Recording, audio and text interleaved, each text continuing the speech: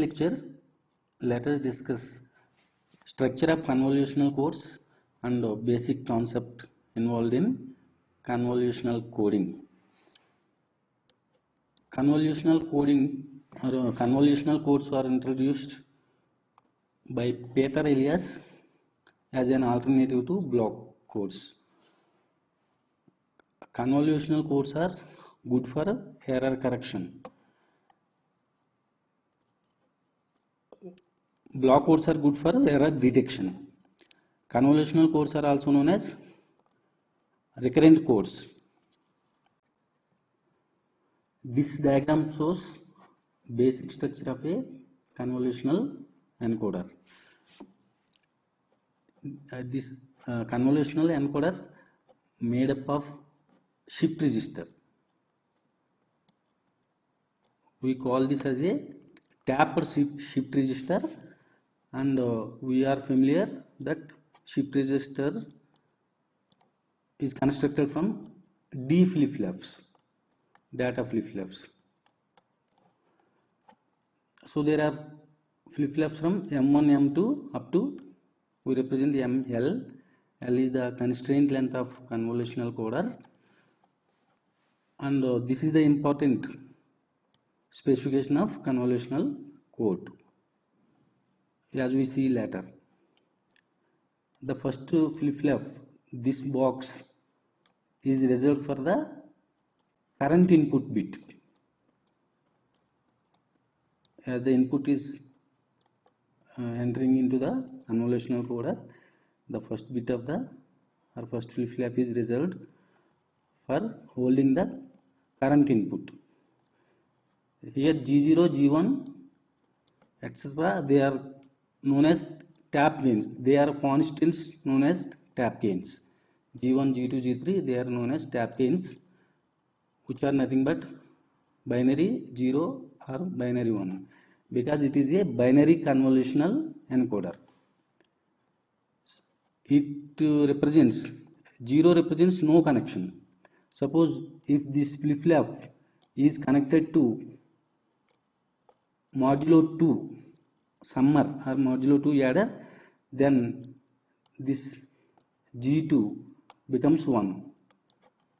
If there is no connection, suppose, then here G3 becomes 0. So 0 represents no connection to the mod to summer, 1 represents connection to the modulo 2 adder. So this modulo 2 adder is implemented with XOR gates, exclusive OR gates. Let us understand 212 convolutional encoder. So convolutional encoders are specified with 3 parameters. One is the n, k, l. N is the number of outputs. Like here in this case, there are 2 outputs from the encoder. K is the number of message bits that encoder processes at a time. Suppose in this case, this encoder processes 1 bit at a time. Encoder processes 1 bit at a time. So that is why this encoder has value small k is equal to 1. L is the constraint length of the encoder. As we know, the last two stages of the shift register, it represents the state of the convolutional encoder. So L is also represents the number of flip-flops we use to represent the state of the convolutional encoder. We will see the definition of constraint length in next lecture. So 2, 1, 2 convolutional encoder, this MSG is reserved for holding the current input. So this is the upper path and this is the lower path. Here G1, here this is G1, this is known as impulse response of the convolutional encoder, path 1. impulse response of the upper path. This is the impulse response of the lower path. As we know, impulse response specifies, okay, we will see that later. So this G01, G02, G03, G2, G21, they all become, because all the flip-flops are connected to mod 2 adder, so this becomes 1, 1. Here the second flip-flop is not connected to mod 2 adder, the lower path, so it becomes 0. So here G1, G2, they represent the impulse response of the convolutional encoder. Impulse responses are also known as generator sequences. This is the generator sequence of the upper path. This is the generator sequence of the lower path.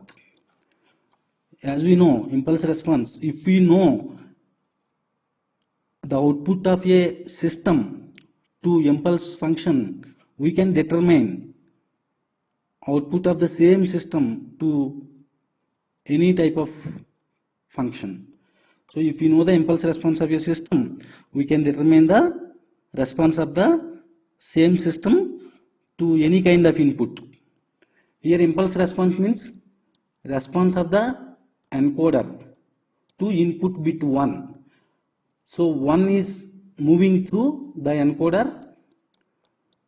If 1 is moving through the encoder, then what will be the output of this convolutional encoder? That is called impulse response of the convolutional encoder. So here G1 represents first output. These are tap gains. We know these all stages of the shift register are connected to the mod 2 modulo 2 adder. So this becomes 1, 1, 1. 1 represents there is a connection to mod 2 adder.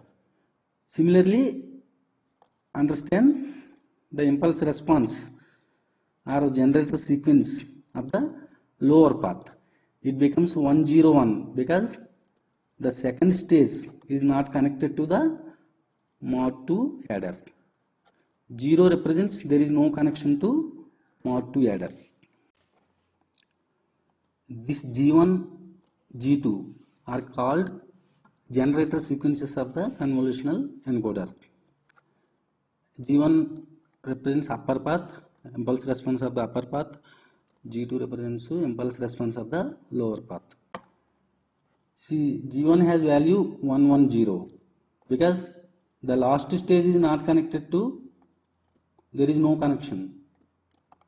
So the value of this coefficient G2 of 1 becomes 0. Similarly, the lower path generator sequence will be, because the first flip-flop is not connected to the modulo 2 summer. So this becomes 0 and the second and third stages are connected to the mod 2 summer. So they become 1, 1. So generator sequences are also known as impulse responses of the encoder. You understand here? If we know impulse response of the system, suppose impulse response means if we know output of the system to input 1, we can determine the output for any kind of input. Suppose 1, 1, 1, 0, 1, any kind of input.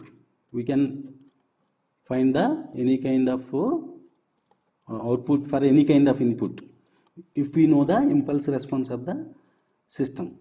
So that is called the response of the system to bit 1. That is called impulse response of the system. So encoder output, here the encoder has two outputs because it is the specification is 2, 1, 2 encoder. This is the encoder output is convolution of the input sequence and the impulse response of the encoder. Hence the name convolutional code. Impulse response of the encoder is response of the encoder to a single one bit that moves through it.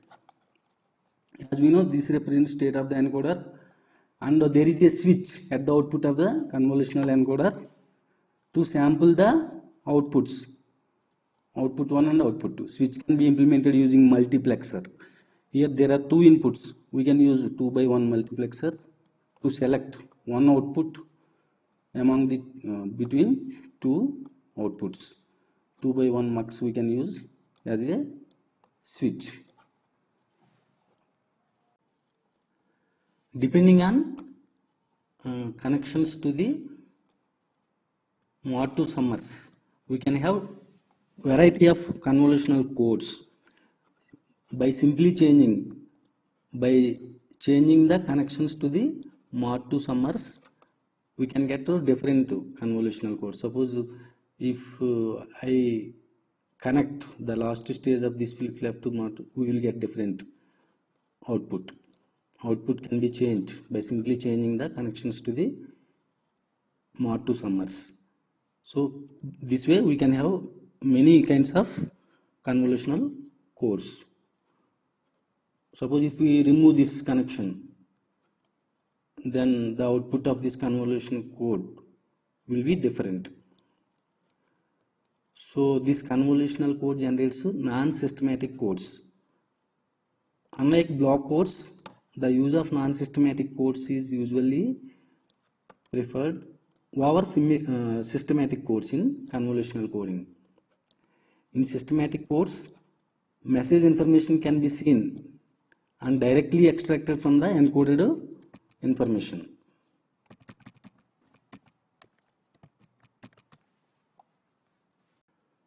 To understand systematic codes and non-systematic codes, let us see the the block code structure. Suppose see the information bits are together and the parity bits are together.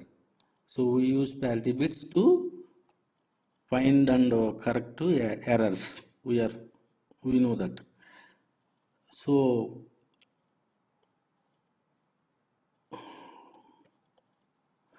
see here, these message bits are generated together, and at the end or beginning of the message bits we append or we add the parity bits for error control.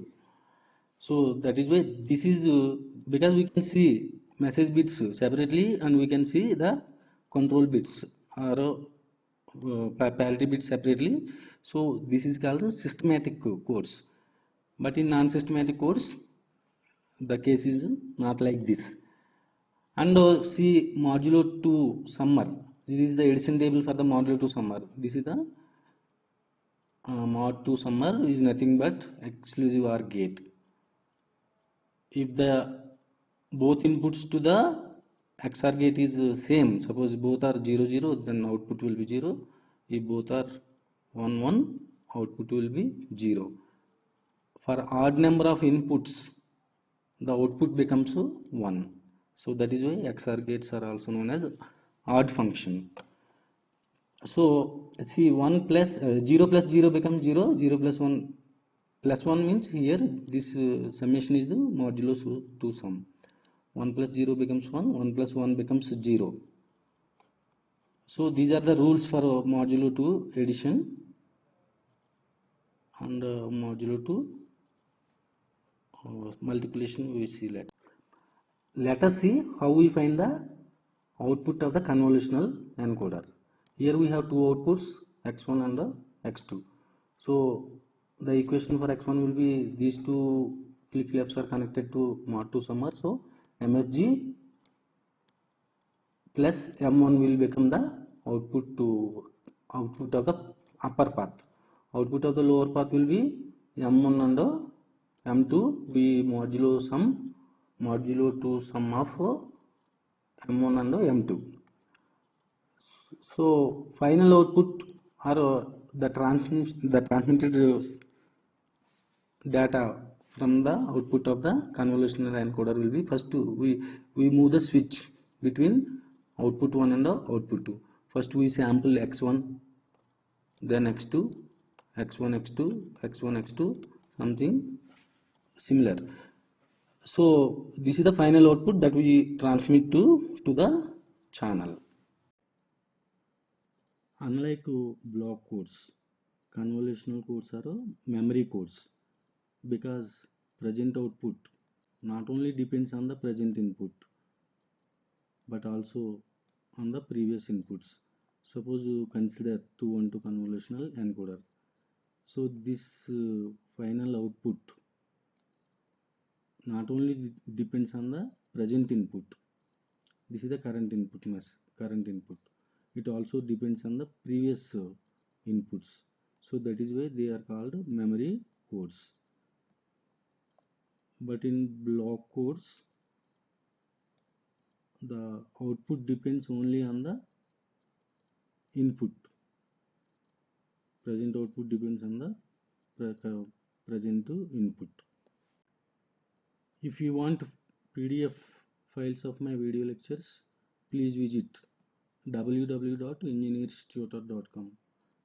For PDF link, see description of the video. You can also write to me at rkgopal2020@gmail.com for any doubts and queries.